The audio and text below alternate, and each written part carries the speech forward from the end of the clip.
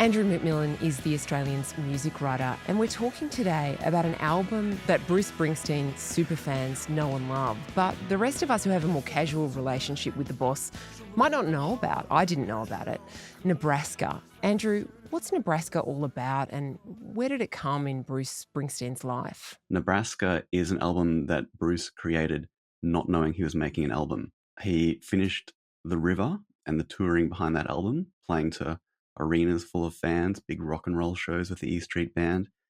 And then rather than continuing on in that vein of making upbeat rock and roll songs, he took himself away to a rented ranch house in New Jersey by himself and got a mid-level recording setup called a TAC 4-track recorder.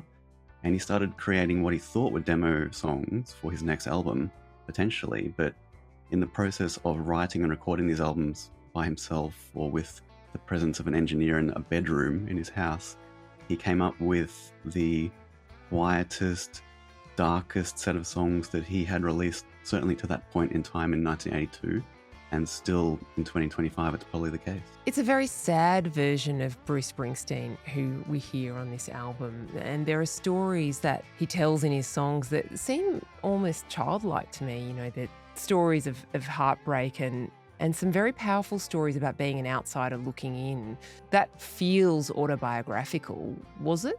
Yeah, Nebraska is a blending of fact and fiction. It's taken from the pages of Bruce's childhood, but Bruce himself later, much later, in his 2016 book, Born to Run, he reflected on Nebraska and described it as an unknowing meditation on my childhood and its mysteries. So it's a set of songs which is rooted in reality, slightly fictionalized, but it's this blend between his distant past and trying to come to terms with the man he was then in his early 30s.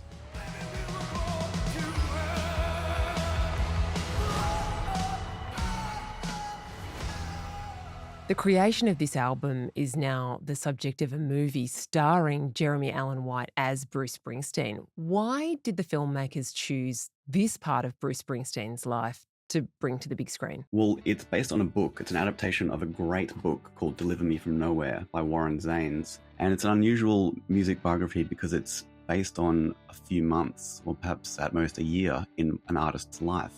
And that is the time surrounding the recording and later release of Nebraska. Warren Zanes, the author of Deliver Me From Nowhere, thought, hang on, there's more here. He wanted to know more.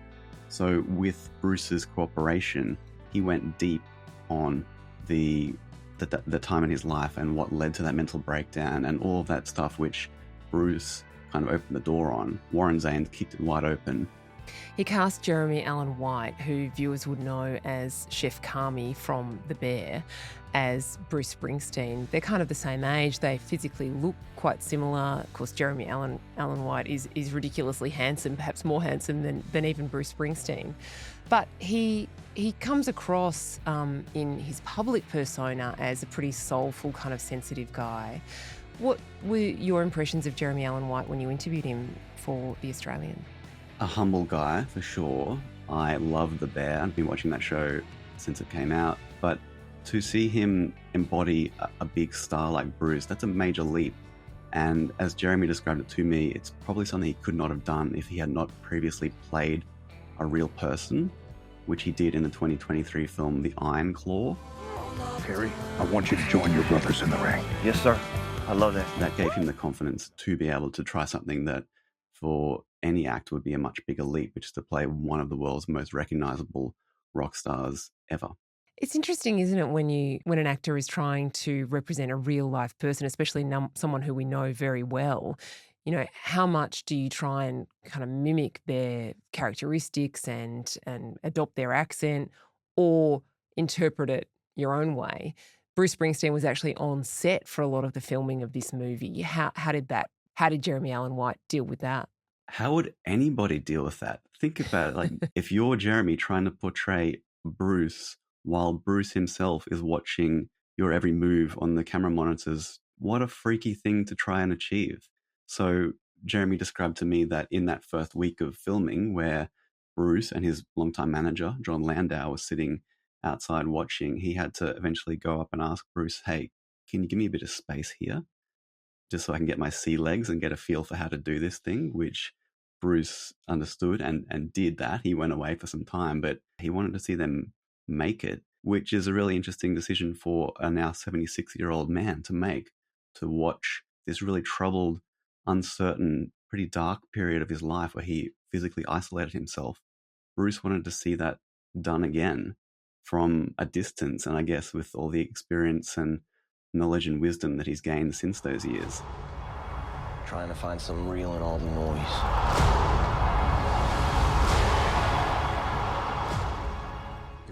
In 2025, it's pretty normal to talk about mental distress or struggling with your emotions. That was pretty taboo in the 80s, and I guess especially if you were a rock star. How do you think they've brought that to life, and what was it like to recreate that for Jeremy Allen White? Bruce had a breakdown which led to him seeking professional help, which was therapy. I think that Bruce was himself, I don't know if embarrassed is the right word, but unsure about revealing that part of himself. How do you show that on screen without it being dull or boring or uninteresting? It requires a magnetic actor, which they certainly have in Jeremy, but it requires a really smart script, which Scott Cooper, the director, wrote based on Warren Zanes' book. So this combination of factors, they've come together really beautifully, I think, in this film. If there was ever a time when it was okay for actors to lip sync or to pretend to be playing instruments if they're doing a movie about a musician, it seems like it's over now. Timothée Chalamet sang and played as Bob Dylan in the biopic that he made a couple of years ago. Jeremy Allen White learnt to play the guitar and sang Bruce Springsteen songs in character for this movie. How do you think he pulled it off? And what do you think about that choice of instead of using the original songs and lip syncing along to them, recreating them like that, with a whole new voice? Doing the whole thing on hard mode, right? Easy mode would be to just, like you said, lip sync and to fudge it and to have someone else's hands picking those strings and playing those notes. But Jeremy, as a committed actor, he started this project as a non-musician. He had never sung, nor played guitar, nor played harmonica. He had to learn how to do those three things in a pretty short space of time. There's no hiding in Nebraska. The recordings themselves are bedroom recordings. They're imperfect, and that is part of the charm and appeal for fans who love that work. But Jeremy, he tasked himself with replicating exactly what Bruce did, and he did such a good job that during the recording sessions, Bruce himself said that he couldn't tell the difference between Jeremy and he. I think anyone who sees the film will agree. It's impossible not to be impressed by the dedication and devotion that Jeremy has shown to the role.